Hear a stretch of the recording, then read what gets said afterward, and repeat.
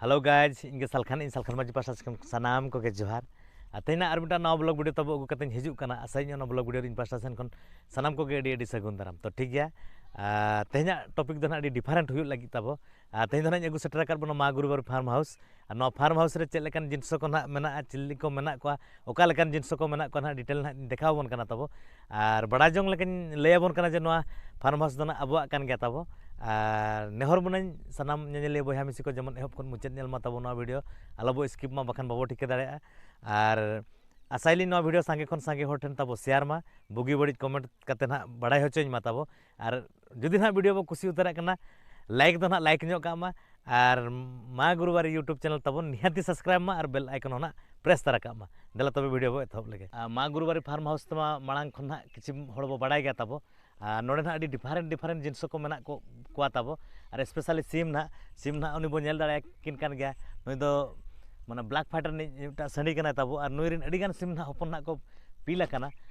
जहां को दरकार ना खाना अलिन सला कांटेक्ट दो हेमा और ब्लैक फाइटर सुमुंग दो बांग अडी डिफरेंट सिम ना अलिन ठेन मेना को तब नितो धबि हो रेडी रे और बो नेल दाड़े को कान गया नुकु ना बो नुई बो नेले कान गया ना नुई नोका गे ना दाणा बड़ाय कना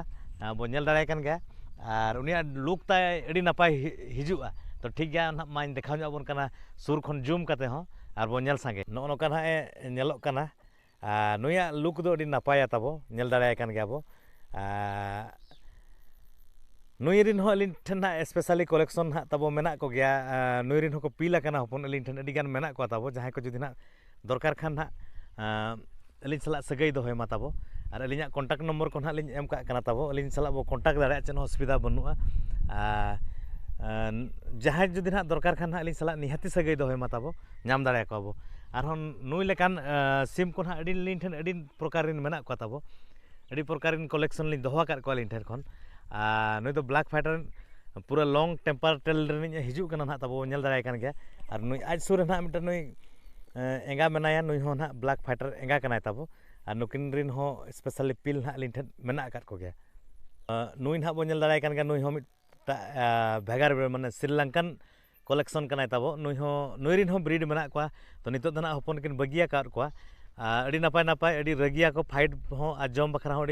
स्पेशली ठीक गया को तब जहां को दरकार खाना अली सला सगई दो हेमा और उनका कलेक्शन मेना को उनको ना लिन देखाव नेल दाड़े कान को कान गया ना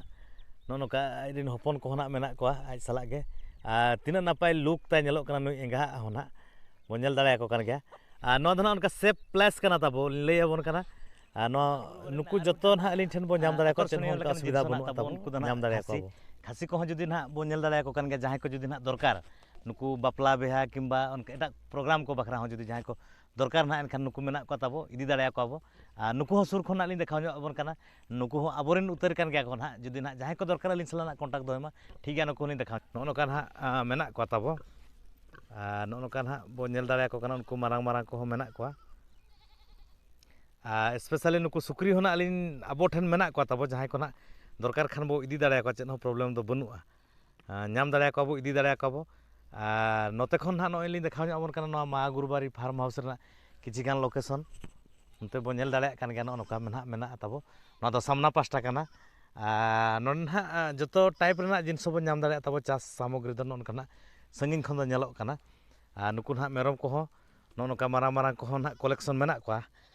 कलेक्शन माने ना आलोबो भाबी मा जे नुकु दो ना लिन कलेक्शन जावरा कर को बांग नुकु दो ओड़ा रिन चास रिन जिनिस कना को तब बो नेल दाड़े को कान गया नोका ना को नेल दाड़े को कान गया नोका बापला बेहा को हरो जहां तब हांडे हांडे आलो दाड़ान मा एकदम लिन ठेन जतो अवेलेबल मेना को तब नाम दाड़े को बोदा को जुदी ना दरकार खान नुकु मेना को बोदा को आरा बोदा हुयन हेंदे बोदा हुयन जहां लकार को गेना बो नाम को सुक्री होना मेना को चेन असुविधा बनुआ ना दना मा गुरुबारी फार्म हाउस रेना फिसारी लाइन कना ना तब ना दो फार्म माने चली लेबो हाकू चास रेना मिटा लाइन कना ना तब उनको कते हाने हान कते न आहार हो बनाव चालू अकान गया तब आर हो नोते होना नोका मेना बो नेल दाड़े को कान गया नोका ओना दना पूरा ताय लोकेशन नोका नेलोक कना और हाने हाते रेना जहाना बुसुब ओड़ा बो नेले ओना दो ना तब देसी सिम रेना फार्म कना ओना फार्म विषय ते दो ना अलिन हिजुआ और मिद दिन वीडियो रे स्पेशली पूरा फुल वीडियो अगु कते ना नोआ दो नोआ ना लोकेशन नोका ना मेना चारि धारे तब बुरु ते घेराव का सुर सुर ते नहाग बुरु मेना नोका एकला धारा रे नहाग ओड़ा दो तबो मेना नोका बो नेल दाड़ेयाग कान गया मेरम को ना चारि धारे मेना कोआ नोना बुरु दो नहाग आरो सुर रे मेना तबो नोय नोका बो नेल दाड़ेयाग कान गया नोका पूरा चारि धारे माने बुरु सुर रे नहाग लोकेशन कना नहाग तबो कबो ठिकायेद गया सुक्री होना बो नेल दाड़े को कना तबो नोका मेना कोआ नो गुरिज मादरे तब को गुड़दाव बड़ा हकना पेया अड़ी मारांग मारांग सुक्री ना जहां को दरकार खान ना तब लैमा उनको हम बो एम दाड़ेयाबोना हपन दो ना नितो दो लिन ठेन स्टॉक रे बनुक कोआ ना को गुरभिना कना को हपन होना बो नाम दाड़ेया को किछि दिन परे आशाइलिन नवा वीडियो पले एहब खन मुचाद पले ना बो नेल केद गया तब आर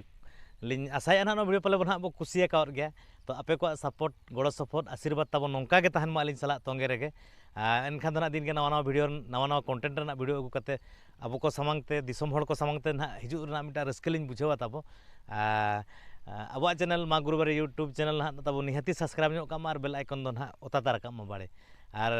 जुदी ना वीडियो ना कुसी उतर का एनखान लाइक दो ना आलो हिड़िज मा बुगी बड़ी ना कमेंट ते बड़ा होचोኝ मा तो वीडियो ना बिस्ती बाबो जिलिᱧᱟ तबे मा सानाम को गे लिन सालखन मांझी पास्टा सेन खन अलिन रिन यूट्यूब फैमिली मेंबर को सानाम को गे तबो मा अलिन सालखन मांझी पास्टा सेन खन बिदाय जोहार।